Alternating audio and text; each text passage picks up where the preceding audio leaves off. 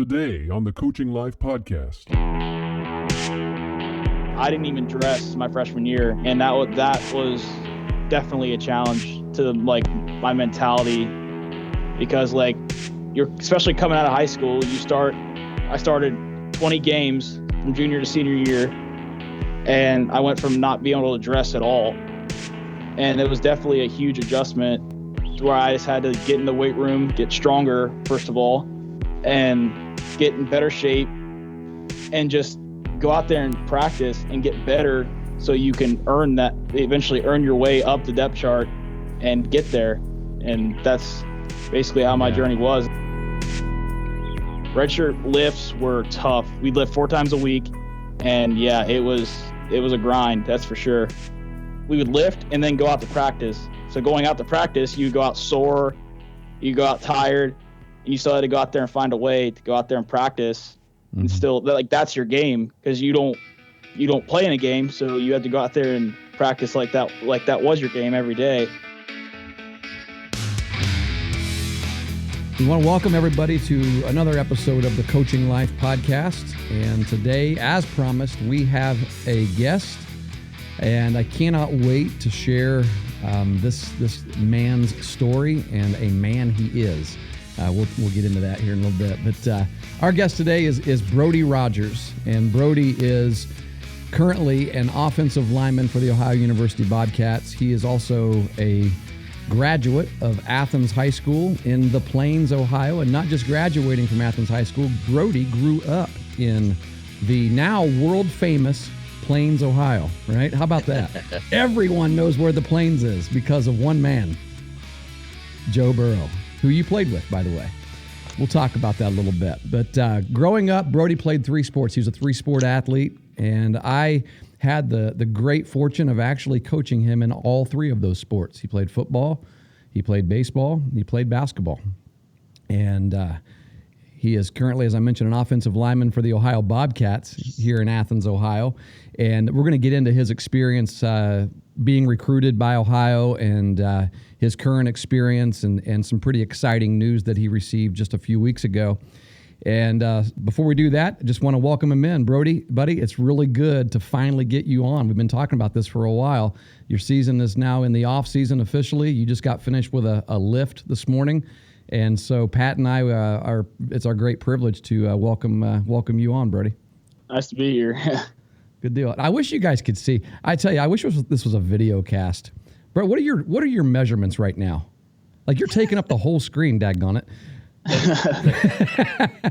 I just did an arm blowout today, so yeah, I'd be looking. Yeah, you're showing pumped. them off. Right. How tall? You're like what, 6'6", or taller than that? Last I measured was 6'5.5". And where's the weight at right now? About 312. And that's about where you've been all year, isn't it? You've been kind of fluctuating between 300 and 315. Like 310 to 320, about. That's quite a stature. And what's funny is, I talked about how you were, you played all 3 sports growing up. You didn't start out that way. I mean, I remember you as a 7-year-old, right? I mean, right? Yeah. You played a little quarterback. You played some receiver. And you were a little smaller in stature. You ran up and down the basketball court, and right. Yeah, I was a 3 at one point in basketball. Yeah. I was a running back, tight end, played quarterback. I think like a little bit briefly. Always pitched, regardless of how big you got. You pitched. Yeah, I pitched since I was 7 years old. Since my dad, and then you worked with me, and you had to pitch. You had to pitch. Your old man was one heck of a pitcher as well, and I know he's going to be listening to this. So I had to make sure I got old Brad in there. Brody's fan. I tell you, one of the cool things about this conversation today, Pat, is I just absolutely love this family. We spent a lot of time, years with Brad and Tina, Brody's parents, and even still to this day. When kids grow up and they graduate, Brody was in the class of 2017, good friends with my son Brock. And when kids grow up and they graduate, a lot of times they'll go their separate ways, and you don't really have much interaction with the families anymore because the interests change and, your activities change, right? And so one of the things that I'm really glad of is Brad and I have actually stayed in pretty close contact even over the past 4 years since our kids have been out of high school. We partner together and help out with some of the audio visual stuff at Athens High School during football games. He plays the music, I run the video board, and then of course just the regular friendship stuff of being a Bobcats fan and his son playing for the Bobcats and tailgating and going to games and back in the good old days when we were allowed to do all that stuff, right? Seems like forever ago. You mean when things were normal? Yeah. We're going to get there soon. Oh, no doubt. But I have a story. I have a story I want to tell about Brody here real quick. And it's not a college story. We're going to let him tell those because he knows those better. But I have tons of stories I could tell on Brody. I'm not going to do that. But and they're all good. They're good stories. He had the opportunity. He was the starting pitcher in what I would consider to be perhaps one of the greatest baseball games I've ever had the privilege to be part of, high school baseball games. It was the regional semifinal game. It was played at Ohio University's Bob Wren Stadium. You were there, Pat. I was there. We played Marietta High School, who we had actually beaten in the district championship game the year before, 1-0. And the game went all the way to the last inning, and we won 1-0. This game went all the way to the last inning, but that last inning was inning number 10 because it was back and forth. Remember, Marietta jumped out to a little bit of a lead. I think you had one inning. You pitched for the first 5 innings, and I think you had one inning where you struggled a little bit, went out and talked, said, man, you got to keep rolling here. And you're like, I got it. And you bared down. We scored another I think we scored 3 runs in the 6th, something like that. We put Sano in, and then they didn't score anymore after that. We were tied. Finally scored on a hit by pitch, won 9-8. It was an incredible game. Right. Yeah. I mean, that was. I've got goosebumps right now. I get really goosebumps every time I think about it. I actually have tears in my eyes. That's how big of a baby I am about this stuff because I remember that game and Brody. I remember I was standing on the knoll. The knoll. I was standing there and I was watching and I was like, I feel so bad for this kid on the mound because of the tension and the pressure, the situation and knowing that you're in a spot here, you're struggling.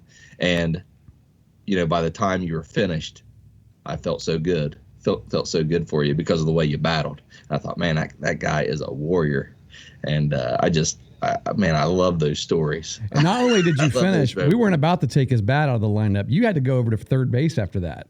Yeah, I played third. And you hadn't done that much that year. Right. Yeah, I only played third, I think, one game. It was at Parkersburg South. I think that's the only time I played. You had a heck of a game there, yeah.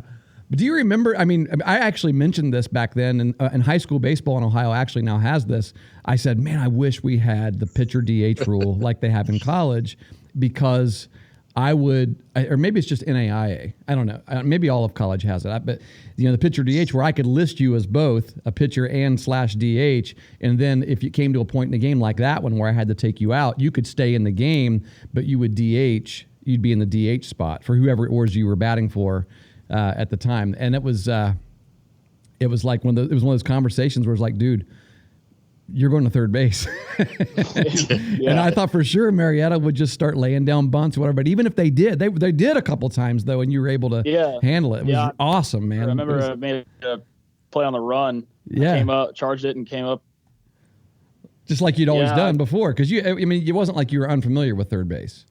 Yeah, I played third pretty much all my life. Yeah. It's just like I hadn't played much that year because I had arm issues, and so when I would pitch, I would be limited to what I could do after that. So I had DH a lot of times. Yeah, we had a conversation at the beginning of the season. One of the things I said is that we got to get a lot out of you on the mound because remember, Sano didn't actually pitch at all until the tournament. Yeah, I remember. And so you were the man. You were the ace that entire regular season. And so I said, your arm's going to be sore most of the year, probably, and it was. Yeah, most of your life actually.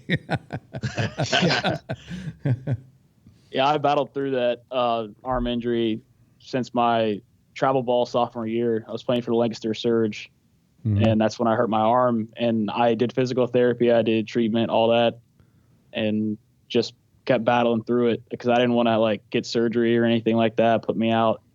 So I just tried to battle through it best I could. Yeah, you did. It was a heck of a year. Both junior and senior year those were just so much fun. And And one of the things that, that's significant about that senior year for you, that senior baseball year, is you already knew at that time that you were going to be playing Division I football in college. And so you could have very easily, like a lot of guys do, say, I'm going to forego that spring season to just go ahead and focus on my next season in life, my next career, my next experience, which is going to be being a college football player. But you chose to come back, go ahead and play baseball, which I'm extremely glad for. I would have probably argued you to the death if you tried to say something like that. But no, yeah, and that's because one of the things that one of the reasons why it was funny to say you moved over to third base is because one of the things that you were doing is you were currently already preparing to be an offensive lineman at the Division I level, which means you were getting bigger every day. It seemed like. Right. Yeah. This dude was bulking up like crazy. So I remember I was training for the All-American game I played in my senior year. Oh yeah, Texas Stadium. Yeah. Yeah. I was 305 to 10, somewhere around there, pounds, and I ended up cutting weight down to 275 for baseball year, just so I could be a little bit more mobile on the mound and stuff like that. Yeah. I remember that. Wow. Cutting down that weight just to be a baseball player, like more of a baseball player. That was a fun off-season process. No doubt. It didn't. I think one of the things that did is you were still just as strong.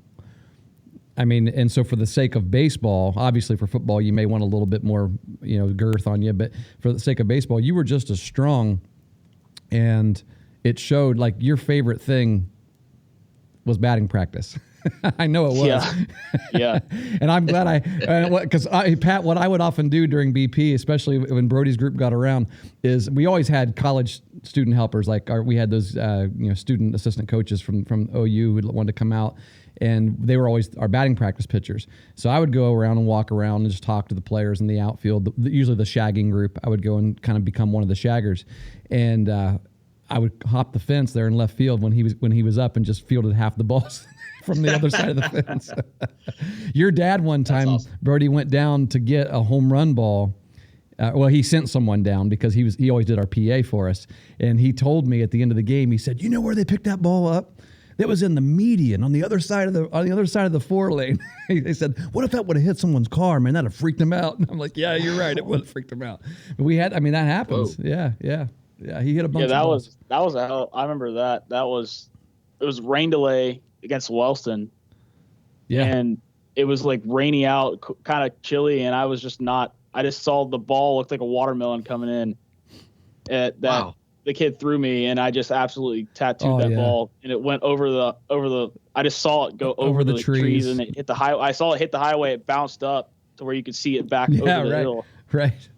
Oh, that's interesting that it was a rainy day because the air was probably heavy that day. Right. Too, yeah. So the ball was being held up a little bit as well. And I think I was up, and it was a lightning delay, and I had like a 1-2 count or something, and it was like the first pitch. It was coming off of the delay. Yeah. Welcome back, Wellston. Yeah.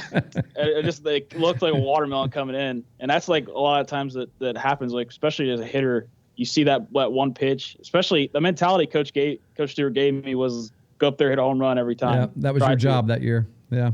Yeah, he's like, that's what I want you to do is just try and hit a home run every single time. So that mentality, I was only looking for about the belt high fastball. I wasn't sitting on a curveball, and I did see a lot of curveballs, but I forced him to.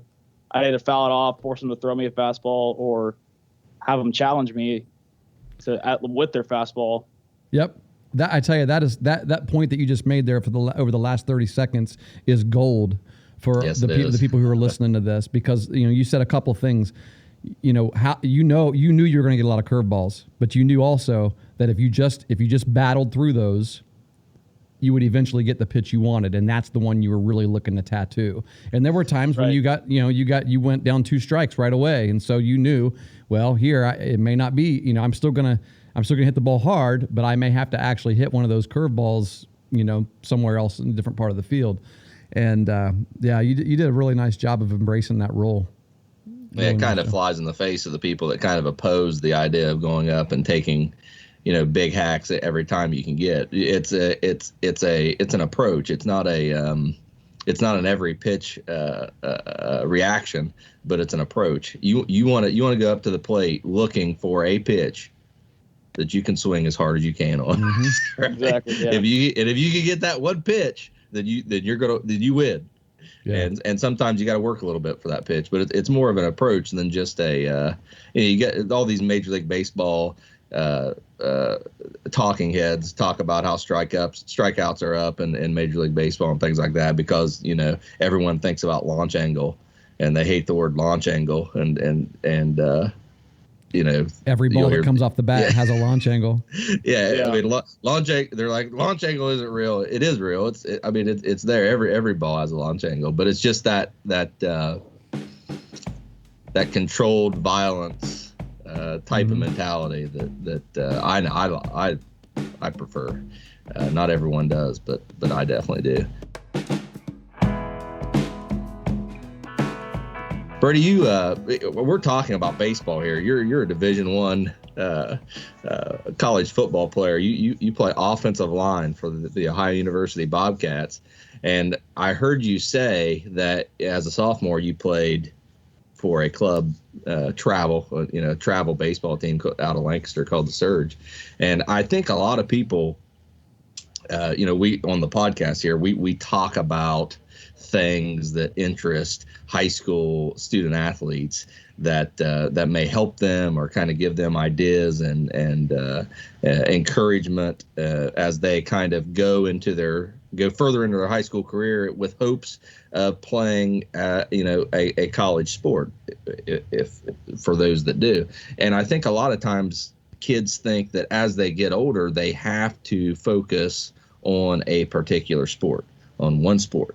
And over the course of the last few minutes, you've mentioned how you actually made some sacrifices personally that you're able to play, kind of both sports.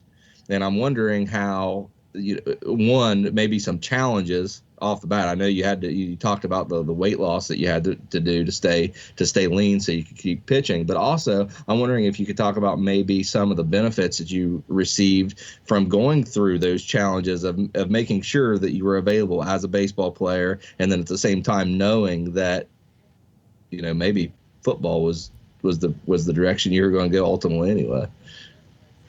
Right. So my mentality going into that senior year baseball was, this is my last hurrah, because baseball was my first love, especially my dad. My dad played it in college, so he pushed me to play it when I was younger, and I fell in love with it. And just the mentality that I had that year was, this is my last hurrah, so I'm going to make the most of it, because I'm not going to play it again, which I did want to play college baseball going into 8th grade my freshman year, because I wanted to play college baseball. I was going to camps. I was going to showcases. And what deterred me to baseball was I got injured 8th grade, broke my ankle in football, and it kind of snuffed out my passion for football. I was like, because I was struggling in basketball that year, coming back from the injury, and I kind of struggled 8th grade year baseball too. And it was just like, so I was just like, you know what, football, I'm kind of over it. I don't want to get injured anymore, and baseball is my love, so I want to try and play college baseball. And that year, freshman year, I just went to showcases. I lifted in the off season with coach, his program, and I had a really good year that year. And I definitely the mentality of just having like one sport like to focus on, and so you put all your attention on it, but at the same time playing multiple sports gives you like these other skills that you can use in other sports. Absolutely. Like baseball helped develop my hand-eye. I have great hand-eye coordination, and that helps now with offensive line, because you're trying to land punch on a defender, you're trying to get their hands off you, time their punch, time your punch, right? So there's a lot of like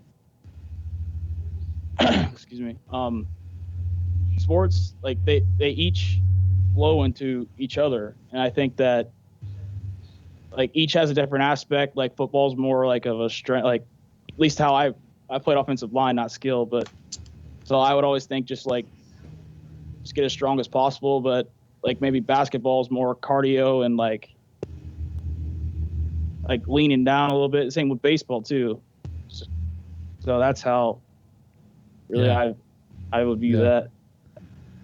Speaking of, having a podcast, being on a podcast here where you're going to have people listen to it, and our audience is made up of mostly, I think, parents, but they're also parents of people who have kids who play sports, and we've been told that some of the content that we present is very helpful. And one of the times that we hear that the most, I guess I should say the times that we hear that the most, is when we talk about things such as recruiting and telling people's recruitment stories.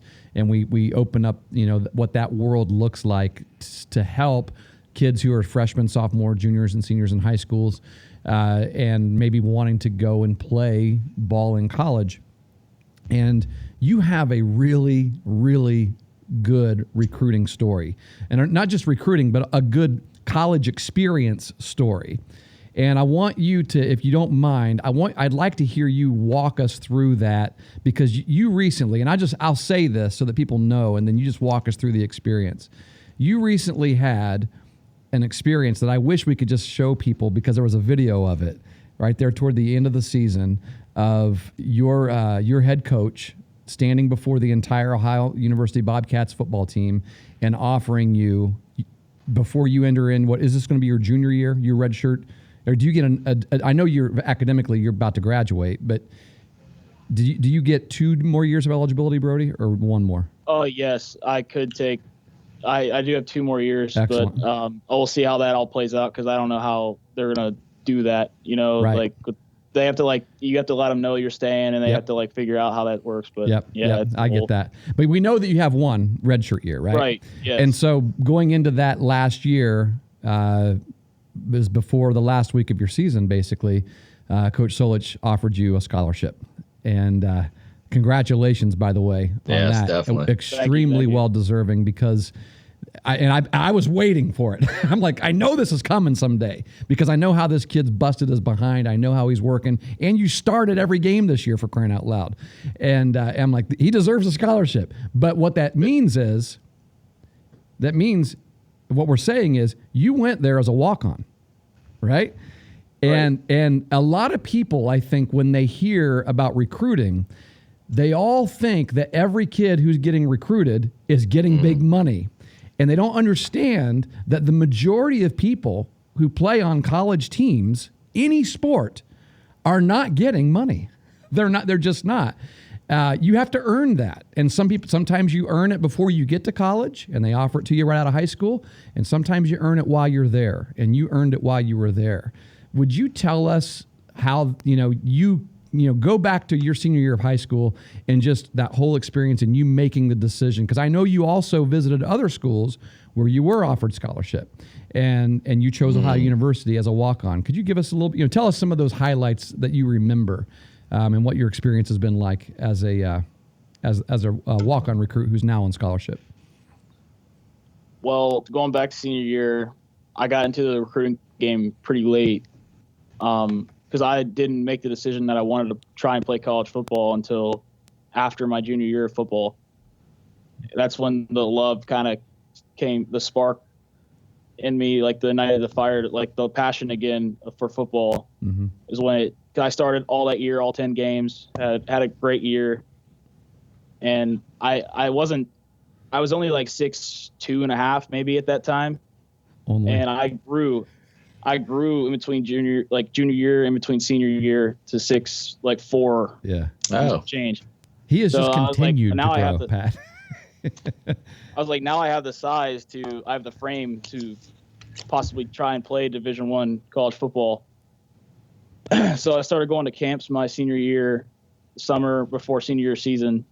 And I went to WVU camp. I went to Davidson College in North Carolina. And I went to Ohio State, which was a great experience with Coach Meyer. He was still there at the time. He made one of the best speeches I've ever heard in my life. But that experience up there was really cool. And I really didn't do it for like to try and get Ohio State. Like that's always a goal is like if you can get Ohio State coaches to look at you. But I did it for more of the exposure with the smaller schools around. Like Cincinnati was there. I talked to them a little bit. Ohio was there. OU was there. Coach Alvin was there.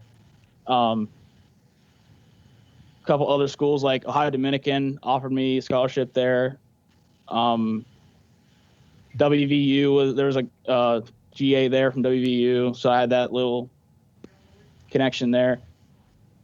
So I had these bigger schools that were looking at me, but they weren't really offering me scholarships. And the one that drew the most interest was OU because I was local and I played with Coach Alvin's son, so Coach Alvin was there at the games watching me. Coach Haynes, who's at Appalachian State now, he was my recruiting coordinator. So he would come over and watch too. And Coach Sano I played with Brendan. He was always there too. So I had a lot of connections at OU, and mainly the decision to me was coaching stability. I kind of weighed going to WVU, trying to be like a regular walk-on. I didn't get offered a preferred because I have a family connection in Morgantown there. Dad, the old man was a huge WVU fan, Pat. Huge. Right. I kept asking, you want to go to WVU? Don't you? I know you do. Yeah. Sorry. Right. Yeah. And I have, like my three-time great uncle is his only number to be retired for WVU. Brody Rodgers was his name. Dude, I didn't know that. Yeah. That's cool. So I have that connection there. And I told Coach Holgerson that, and he's like, oh, wait, no way. That's cool. And so I had that connection going. But I knew Coach Holgerson was probably going to leave. Just saw the writing on the wall. And I didn't really have a connection, like, as good a connection with Coach Cook, who was the O-line coach there, as I did with Coach Johnson, who was here. And I also talked to the Akron. I went on a visit to Akron, game day visit, and Coach Bowden was there at the time. Coach Terry Bowden, coaching legend. Yeah. The campus was not as nice as OU, and I mean you can't beat this campus here. It's absolutely beautiful. Good plug. And yeah, mainly was the coaching connections to me is what drew me to OU. And I had smaller offers, like I said, Ohio Dominican. I was strongly considering because they offered me damn near a full scholarship. Oh, wow. And so I was like, well, I could play Division II football, or I could go big and try and prove myself at Division I level. So I made that decision. And, Morehead State was another one that offered me too. Oh, yeah. Morehead State in Kentucky. They offered me a scholarship. They were Division I AA. I was going to ask what they were in football. I knew they weren't always Division I, but in recent years, they became Division I. Yeah. Yeah, Division I AA, and it's just the coaching connections to me is what drew me to Ohio. Coach Alvin, I've known my entire life. Coach Burrow, I've known my entire life. Coach Sano, everyone here has always been like, I was a kid that played tackle football on the hill over there and had an OU game since I was little. So, and I was best friends with Coach Sano's son, and I was friends with Trace, Coach Alvin's son. And so I just felt like home, like, because it is home. It felt like a second home being over there around all the guys, and that's what mainly drew me here was just the feeling of home, because I mean it is, but at the same time it's the second home with all the new guys that I came in with, and I love my entire class of 2021 that came in. Most of us are still here, and it's cool. Yeah, that is cool.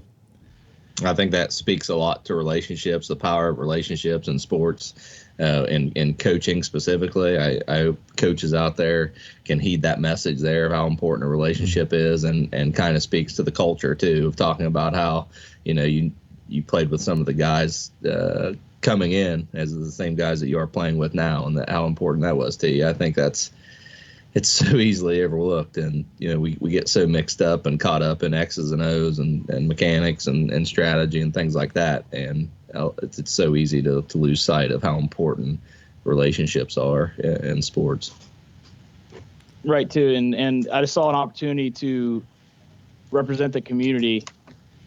That's awesome. Of Athens, and show that Athens High School can put out a Division I college athlete. And the Joe proved that. Lerman's proved that. Trey Williams proved that. And I was just following them. Brody Rodgers proved that. Brody Rodgers has proved that. I was following them, and I saw they can do it. So I was like, you know what? I should go Division I and try and follow them and do what they're doing. That's all awesome. A lot of times I talk about, and this is something that I hammer people on, because a lot of people out there, they think, in a vacuum, they say, I have to play Division I football, or I have to play a Division I sport, whatever their sport is, baseball, basketball. I have to play Division I basketball. If I don't play Division I, I'm not a success. You know what I mean? And I try to steer them away from that line of thinking. But when in your case, Brody, it wasn't just about playing at that level. There was a lot of other factors that came into the decision for you, and it's other things that we talk about on the podcast all the time, Coach.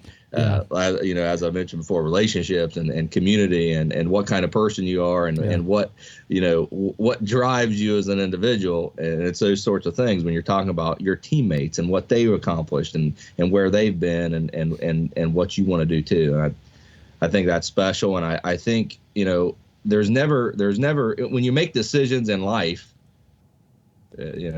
Specifically, we're talking about sports here, but when you make decisions in life, there's never just one thing that you can hang your hat on and say, well, this is the do or die. You can't just say it's always black and white, right? There's all these other factors that play into that, and I think it's a really special story that you mention all those things that kind of led you to say, yeah, I'm going to take this risk and try to come to Ohio University and play football, even though I have opportunities in other places, and here's why. I think that's awesome, man.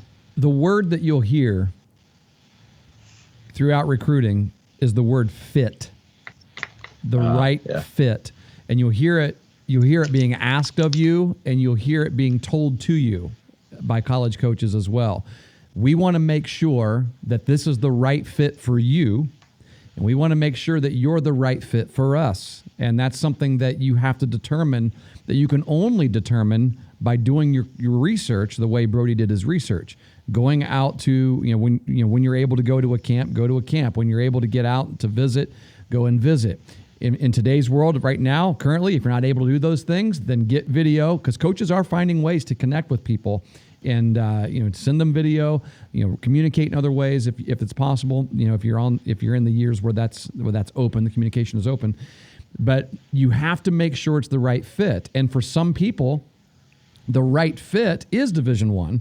For some people, it's Division II. Some it's Division III. Some it's JUCO. Some it's NAIA. But you have to find that right fit, and you also have to, and it's not just one way. It has to also be the right fit for the program as well. They have to be able to look at you and say, I know that we have a place for you here. It's not going to be a waste of your time. And sometimes you got to be really patient. And you have to be, if you're going to go Division I, you really got to be patient, because that seems to be the difference. Guys who want to play right now, like you said, you go to Ohio Dominican, you would have been playing your freshman year, and you knew that probably. But you had a different fit in mind where you were like, I'm going to be able to handle the patience that it's going to take and the persistence that's going to be required of me to earn my way onto that field. And if that means it doesn't happen until my junior or senior year, I'm okay with that. And a lot of guys aren't okay with that. And so they go 1 year and they get mad and they realize they're not going to get on the field, and they drop out. They're done. And one of the things that I told your dad, Brody, back when you were awarded the scholarship, we were texting back and forth a little bit. I said, I am so proud I called you a kid. I'm so proud of this kid, because I know how hard he's worked, and the persistence has absolutely paid off for him. And, it's just a really phenomenal thing. Take us back, if you don't mind, to about a month ago, when you guys were all gathered there, and Coach Solich gave you that scholarship. What was going through your head and your mind in that moment? How tell us how that, just paint that picture for us. Show us that scene. Well, it was totally unexpected. I had absolutely no idea. And apparently it was in the works for a couple of weeks, is what Coach Rudolph told me afterwards. But I was able to I'll take you back to the beginning of the season. I wasn't in the starting lineup going into the game week against Central, and the guy ahead of me got injured at left guard. I was a right guard. So throughout, it was like Tuesday, I think, is when he got hurt. And so the rest of the week, Coach was working me at left, and it was between me and another guy who he was debating on starting. And so he pulled us aside and told me that it was going to be me. And I was very fortunate to have that opportunity to go out there and prove myself. Because as a lineman, you don't play special teams. So it's, as a walk-on lineman, you don't play special teams other than field goal. So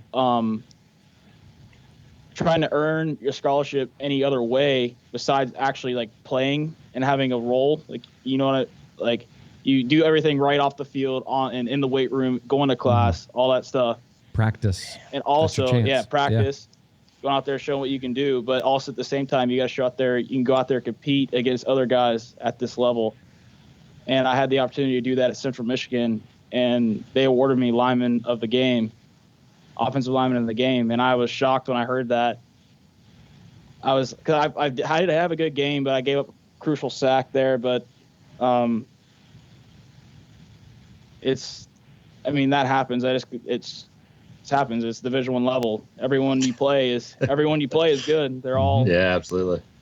And so was able to start the rest of the year at the game here at Akron, against Akron, and against BG.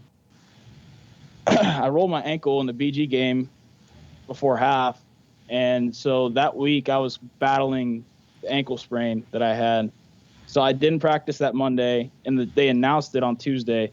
So I was limited practice on Tuesday, and I was frustrated with myself, like, with the injury, trying to come back, because it's frustrating. You want to practice, you want to be out there every day getting better. And I was just frustrated that day, and we all huddled up there at the end, and Coach had his mask on, and he was kind of far away. And I heard him say, like, we're going to award scholarships to these two walk-on guys. And that, like, I was like, whoa, really? And so I was looking around, and then he's like, I'd like to congratulate Brody Rodgers and Bryce Dugan, who's a good friend of mine, who's been he's a class behind me, but he's been one of my great friends. And he announced it in front of the whole team, and everyone was just started dogpiling me, and everyone was so happy for me. And I got texts from old coaches, old teachers, anyone in this community that I know was texting me and saying congratulations. And it was a really cool moment, and I teared up, that's for sure. And yeah, they definitely surprised me on that. That's for sure. I had no idea at all. Yeah, that's a story of a player right there. I think so many of us can learn so many things from that story, just because, at the beginning of the year you're not even in the starting lineup, and I think one of the bigger challenges for a youth coach and youth parents and youth players is the idea of how much playing time they're getting, and their inability to contribute to the team. I use that in quotes because there's a lot of ways you contribute to the team. And, I know that you were contributing to Ohio University football prior to being inserted in that starting lineup. But your story there is one of patience, right? Of someone that wanted to be on the field but wasn't. And then when you got your opportunity, through the hard work and determination that you had leading up to that point, you made the best of your opportunity. And in a very short amount of time later, you were rewarded greatly for that for executing once you had that opportunity. And I think that's such a great story for kids, for young adults that are in, for high school athletes that might not be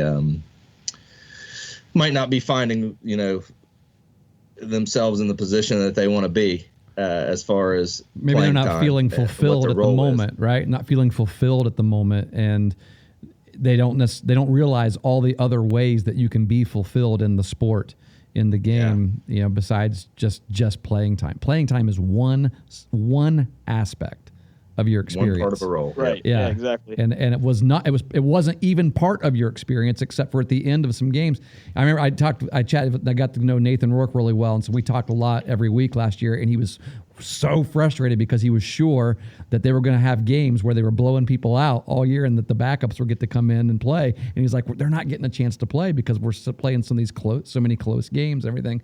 And I know that was your experience until now. Right. Yeah. And now you're the man. Yeah. It was my sophomore year, and that was my first game I ever played in. It was against Ball State, and I think we were up 56-7, something like that. Yeah. And there was like 4 minutes left in the game, and they just put us out there. We ran zone right like 5 times and ran the clock out. So right. So yeah, that was my first time adrenaline's playing in pumping. Game. And then last year a couple times I played in 7 games, and it was mostly like to give a guy a blow, or a guy got hurt, so I had to go in and fill in, and then he would come back or whatever or whatnot, or just at the end of the game too. Yeah. And so like there's definitely a challenge there, especially redshirting my freshman year. Your games basically were practice. Yeah. Because you didn't dress for the game at all. You just wore your jersey on the sideline, and that's it. That was before the new rule where you could play 4 games and still redshirt. Like if you redshirted, if you even ran onto the field, your red shirt was burned immediately. Mm-hmm. That was the rule. So like, I didn't even dress my freshman year, and that was definitely a challenge to like my mentality, because like you're especially coming out of high school, I started 20 games from junior to senior year, and I went from not being able to dress at all, and it was definitely a huge adjustment, where I just had to get in the weight room, get stronger, first of all, and get in better shape, and just go out there and practice and get better at the techniques that Coach Johnson, was my coach at the time, was coaching. And just trying to go out there and become better so you can eventually earn your way up the depth chart and get there. And that's basically how my journey was, especially redshirt year. Redshirt lifts were tough. Coach Sano he would run our redshirt lifts, and he would kill us. It was we'd lift 4 times a week. And it was a grind, that's for sure. And that's, like I said, going out after we would lift and then go out to practice. So going out to practice, you go out sore, you go out tired, and you still had to go out there and find a way to go out there and practice. Mm-hmm. And still, like, that's your game, because you don't play in a game, so you had to go out there and practice like that was your game every day. And it was definitely made my process. It definitely, like, as a player, as a person, made me tougher, helped me embrace the grind, and just get better and get stronger. Yeah, outstanding. That's it. We can close the podcast now. Yeah, no doubt. You know what I just thought of? You still had the West Virginia connection even at OU. I forgot Coach Johnson, Dave Johnson, who is a member of our church. Yeah, he's a WVU guy. Yeah. Did he come from WVU to Ohio, or was he somewhere else between there? I think he might have been somewhere else, but I think he played at WVU. Yes. And then he coached there for a little bit, and then I don't know how he ended up at OU, but he was the guy that was the coach when he recruited me, and then he left my freshman year after the Bahamas Bowl. Coach Miller came in, who went to Wyoming after our 2018 season. He's at Illinois now. And Coach Rudolph came in spring of 2019, like 2 weeks before spring ball, which was really weird, because it was like like right as spring ball, so he didn't really get to institute like his techniques or whatnot. So he kind of just picked up like what we already were doing, and then through the summer, that's when we were able to adjust to his techniques. And Coach Rudolph has definitely developed me as a player, and as a player, made me better in his techniques that he coaches, and just embrace that. And that's the story of college ball. Doesn't matter what sport it is. Get ready to have different coaches throughout your college career, because no one who is an assistant coach is necessarily, unless they just really have a great fit and they love where they're at and they want to stay in that program. A lot of assistant coaches are actually wanting to work their way into other roles, higher, head coach roles. And so they're, they'll, if you're doing well, you're going to get offered a better role, a better opportunity. If you're not doing well, you're going to get asked to leave. They're going to bring somebody else in. And so those are like revolving doors in a lot of ways, in a lot of programs where you just have, it's the nature of the game. You got to be able to adjust as a player and get ready. I mean, the guy that recruited Brock was not even there the day he walked on campus, and Brock loved him. And we were really encouraged to get a phone call from the head coach, basically saying, "Hey, I know he really liked, Coach Oster, who recruited him, and we just want to let you know we're going to do everything. We're going to do everything we can to get the best guy in here to fill his role. We're not going to be able to exactly fill his shoes. He's a great guy, but we just want you to have the confidence that this is sort of the way it is. And we kind of ran into that, because I know it was a disappointment. It's like, oh man, I really wanted to play for that guy. I really liked him. There's a connection there, right? And but just if you're going to go play in college, you got to have more than just that keeps you there, right? And make connections with the school academically. We didn't even ask you what you're majoring in. We've been talking sports this whole time. What are you going to be graduating with this year? Degree in history and a minor in ancient civilization and ancient religion. Oh, is that right? I didn't know that you had that minor. Yeah, I've known you've always been a history buff. History, and I guarantee you have taken at Ohio University the history of rock. Have you taken the history? Yeah, I knew you would have taken the history of rock and roll. Yeah, that's a rock and roll family, buddy. Yeah, we didn't even get to cover my favorite era in that class. I was a little disappointed, but it was still cool. It was cool. What is your favorite era? Like the 70s going into 80s, especially the LA Sunset Strip. Yeah. Era of 80s hair, glam metal. Yeah. It's Motley Crue. Yeah, Poison. Poison. Yeah. AC/DC, they were 70s, 80s, 90s, and they're still rocking, man. 2020, that new album they put out this year was good. Yeah. Right on. Tell us something about history we don't know, Brody. I get asked this question all the time. Shoot me a religion question. I hit one of those history of religion questions. Yeah, that'll work. It's more on ancient Roman and Greek kind of religion. I wouldn't say it's like I haven't really studied ancient Christianity or ancient Buddhism, Hinduism, or any of that. But it's just kind of like how they worship different gods for different things in those eras is very, very interesting. Yeah, and there were a lot of there's like a god for everything. I remember studying in my it was classics in archaeology, Rome under the Caesars, and Dr. Druglo was his name. He told me that there's like a god for door hinges that they would worship or something. Like there's just like Listen, as a homeowner, I understand where that can come into play. Yes. Yeah. The god of the gutters, right? God of the plumbing. Right. Yeah. There's just like different aspects for everything like that. And it's porcelain god, Pat. Yeah, it's interesting that way. Oh boy! Right. When does this podcast take this direction, brother? It's been a really, really great pleasure to have you on. We got one more question that we want to ask you, though, because it's a question that we ask every guest that comes on to the Coaching Life podcast, and that is, what is one of your favorite sports memories from your youth, just growing up, as you look back over your time as an athlete, from age whenever you started, age 4 to now? What's one of the best memories that comes to mind? Well, I was actually thinking about it. I was gonna say one of them is that Marietta game senior year, but we already talked a little bit about Sorry. that. Yeah, we talked a little bit about that, but probably another would be junior year when we played at Wellston, and we went to overtime.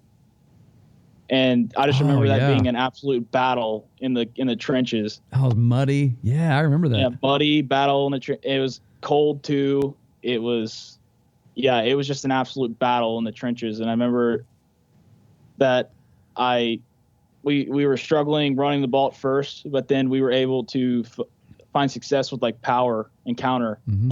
And I told Coach White, I was like, I'll do it. Put it on me. I'll run counter and power. And I remember we ran it probably 8 times that drive. Was that one of the stop it. Was that one of the games? Because I know you guys did this against Megs that year as well, where you just went straight to snapping the ball directly to Zakiah.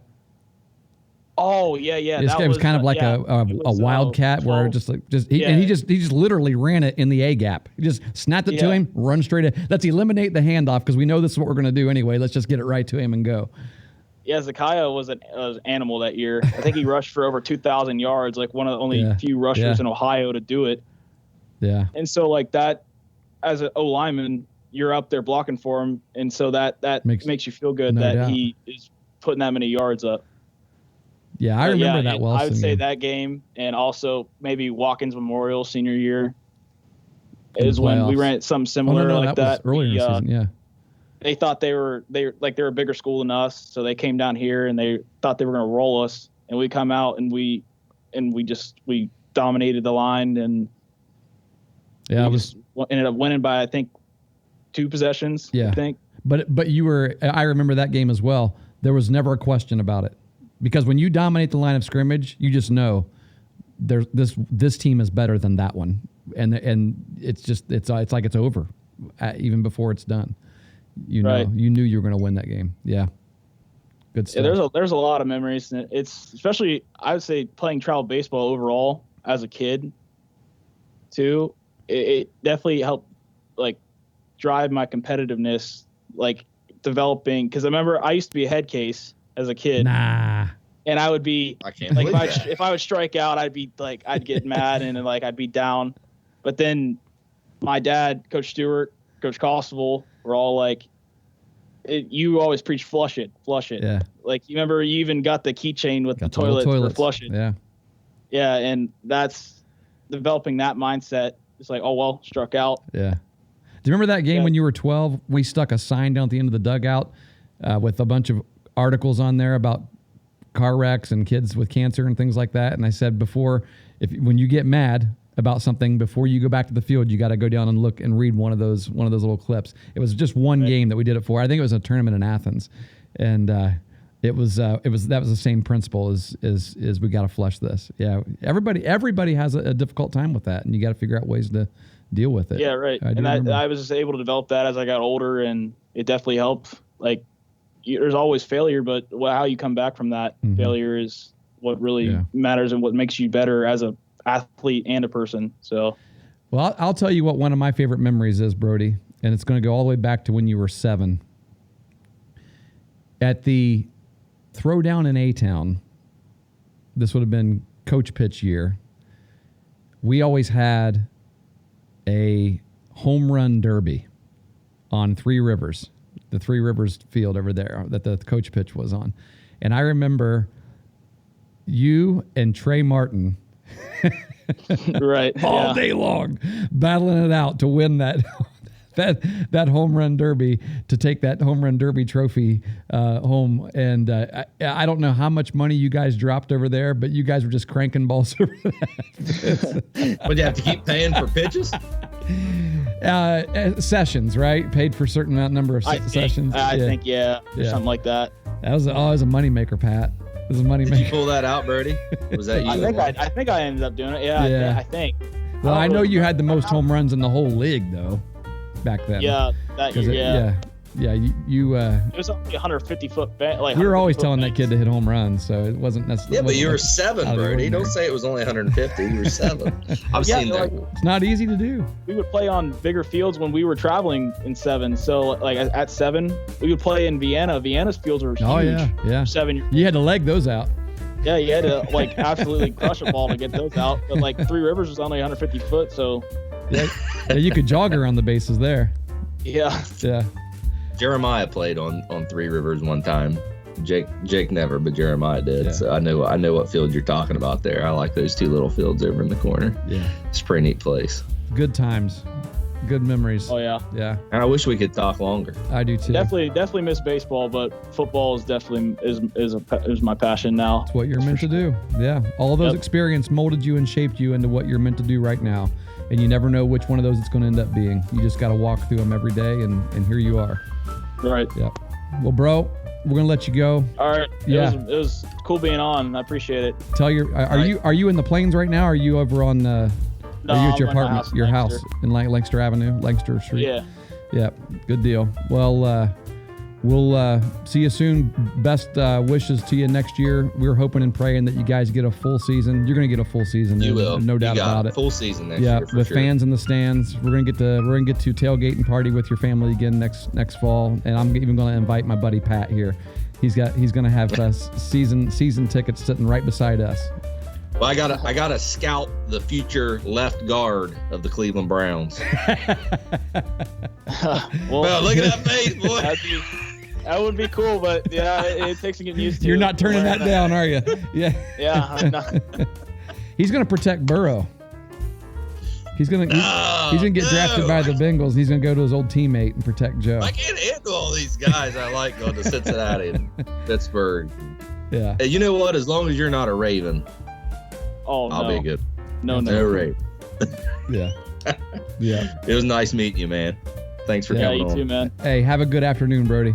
Thank y'all. Have a good one.